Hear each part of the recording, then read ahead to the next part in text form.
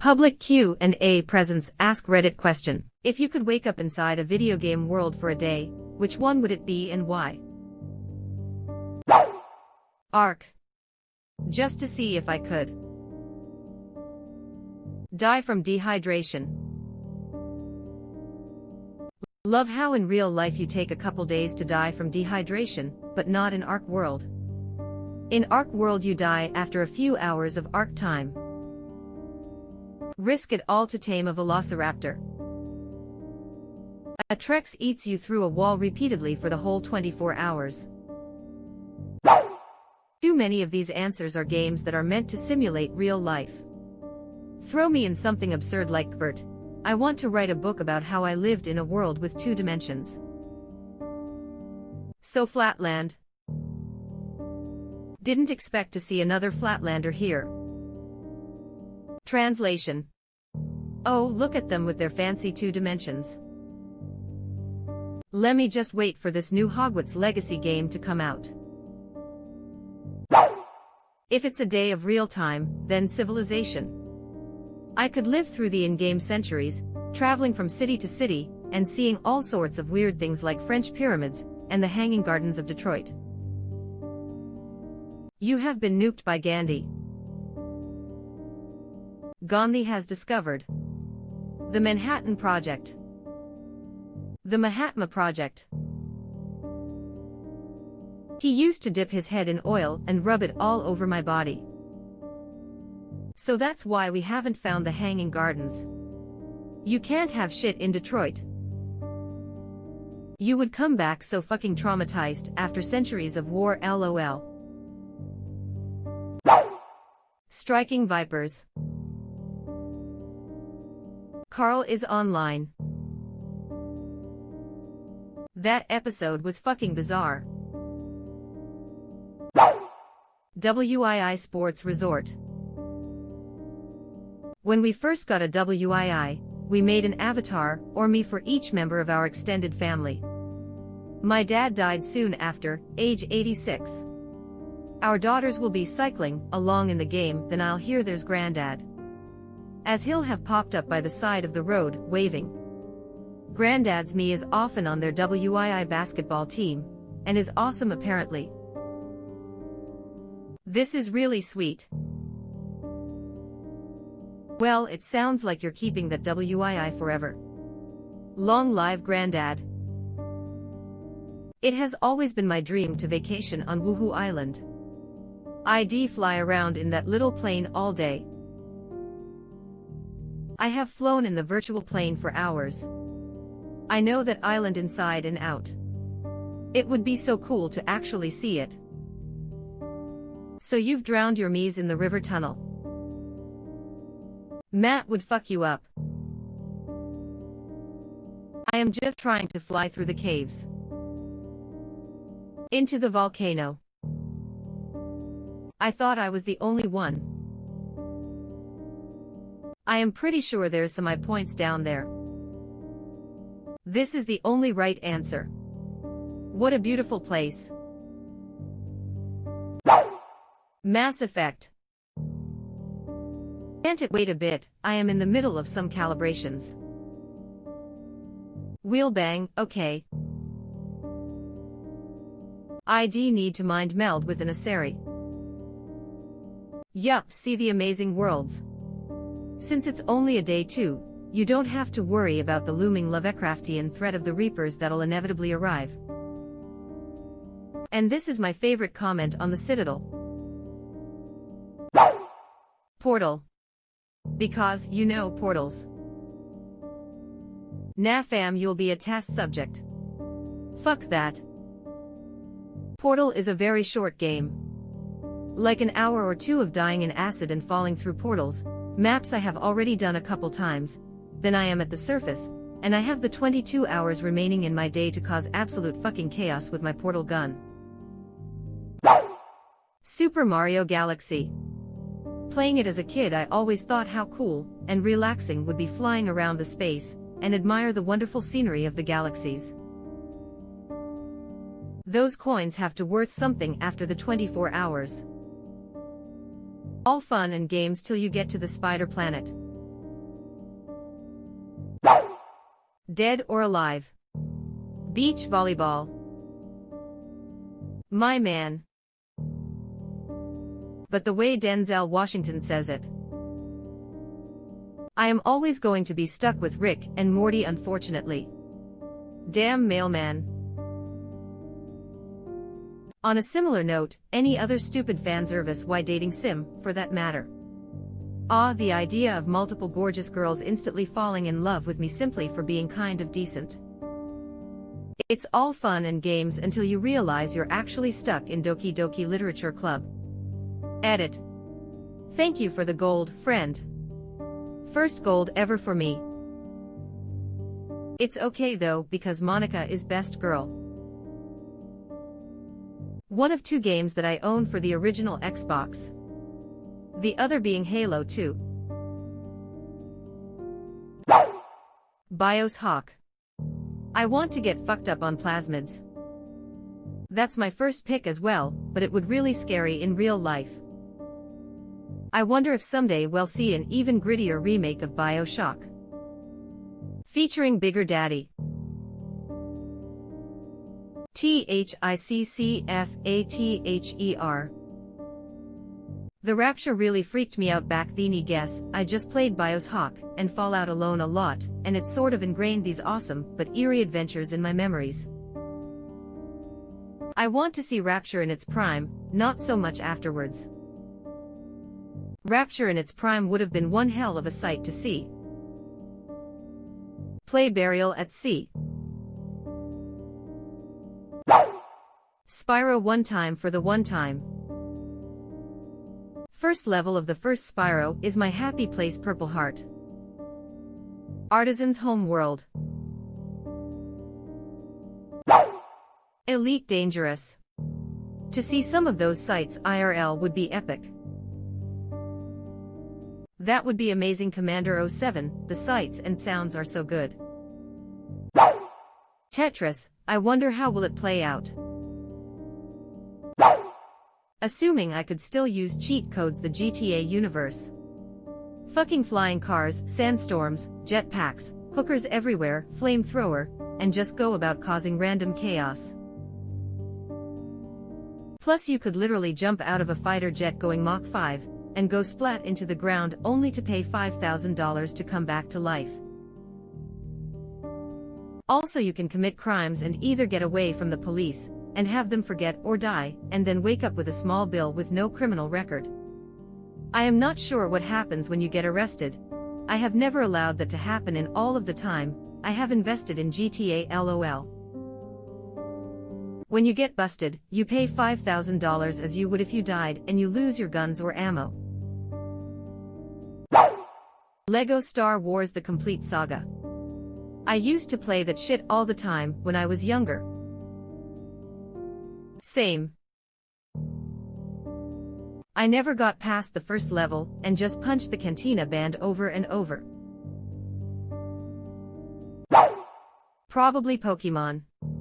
Can't die and get to hang out with cute creatures. 10 or 10. The Pokemon manga actually fortified my belief that the Pokemon world is absolutely terrifying. Pokemon don't just faint in that world, they die if the trainer won't return them to their Pokeball. The main protagonist in the first arc almost gets eaten alive by a Victory Bell, killed by a Kangaskhan which he escapes by gouging its eye out, almost gets melted by an Arbok's acid spit which then promptly gets decapitated by a Scyther, I think, and other situations which are totally terrifying. Imagine going hiking in the mountains, and a Guaidid rolls up and starts fucking you up, or a Scyther, Beedrill, Spearow. The Hypno Pokédex entry says it lures children to caves. That's terrifying. Anywhere where there are Magikarp, we would have to have constant watch, because they just got to slap the shit out of each other enough until they evolve into a flying angry Gyarados. However, living in the Pokemon world would be nice, because you get a loving mother, maybe a father depending on the game, that does nothing but offers you undying love and support. That sounds worth the trouble. However, living in the Pokemon world would be nice, because you get a loving mother, maybe a father depending on the game, that does nothing but offers you undying love and support. That sounds worth the trouble. And those parents let you leave and wander the world by yourself at like 10.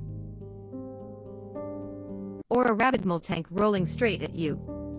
Most terrifying shit there is. The only issue of the Pokemon manga I read was where Blaine's arm was literally melting because Mutwo's cells gave him like a rapid degenerating cancer or something. I was like, this is pretty fucking hardcore for Pokemon LOL. I think you can still die in Pokemon. Also, this brings up a great question: what happens if you die? Would you just wake back up in the real world like it was a dream? Would you die? Because this completely ruins multiple choices like GTA or Super Meat Boy where you die constantly. Also, would you be the main character?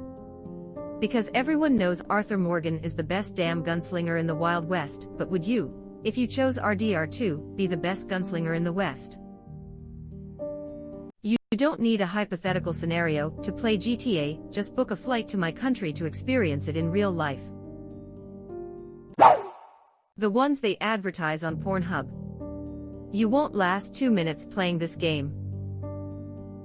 This is awesome.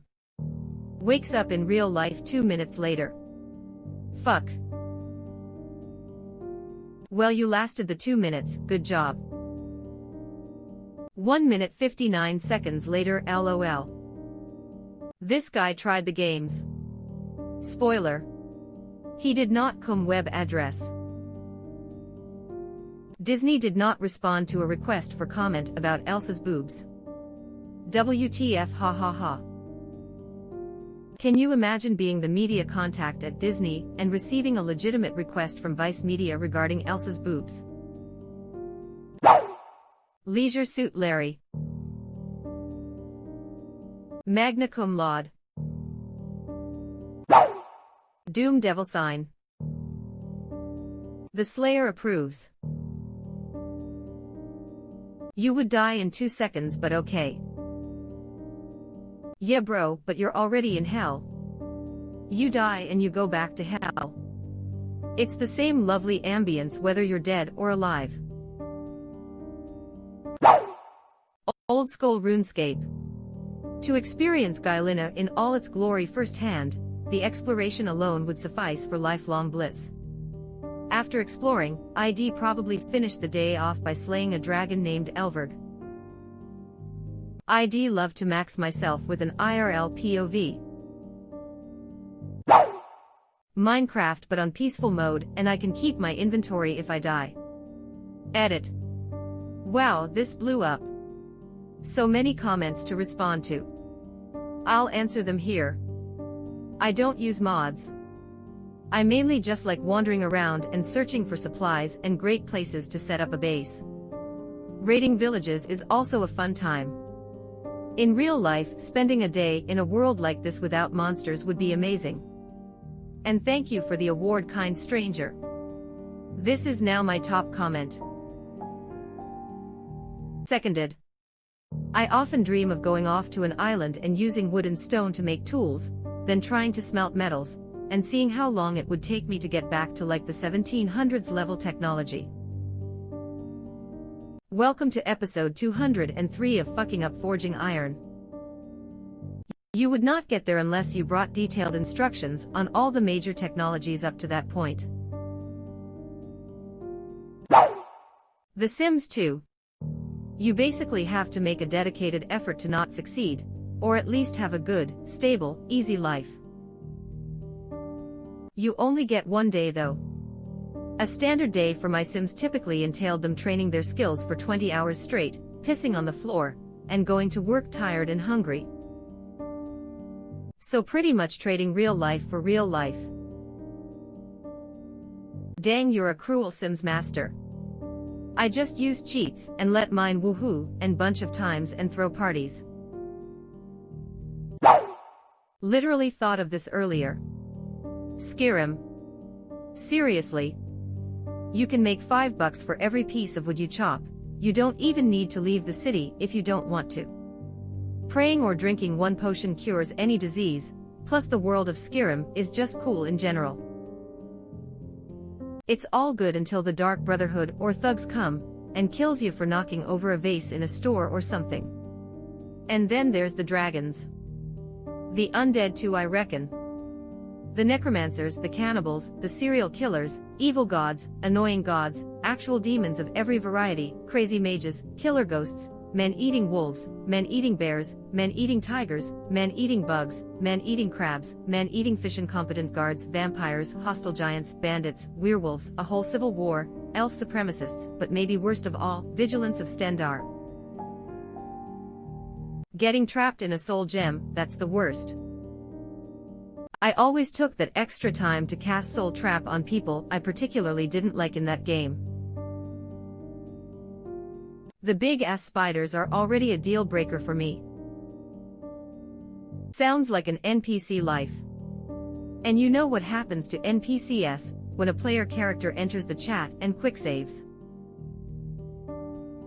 Why use all that gold on the potion enchantment glitch to get your unarmed damage so high it corrupts the save file? Just watch the spiffing Brit do this with the glorious Rihanna Keeves. I love the spiffing Briton. There's no reason watching some British guy break a game for 45 minutes should be entertaining, but it is. Well executed, just like the refreshing taste of Yorkshire tea gold. I bought his XLT mug, and the first thing I put in it was coffee. The next night, Rihanna Keeves broke into my apartment, appeared by my bedside, and punched me so hard that the earth itself had to be reloaded from its last quick save. Oh, and he took all my coffee and replaced it with tea. Hey you're finally awake. Red Dead Redemption exploring the Wild West, just me, my horse, and the beautiful scenery. Yes, that's paradise. The KKK would get my ass before I would be able to do anything.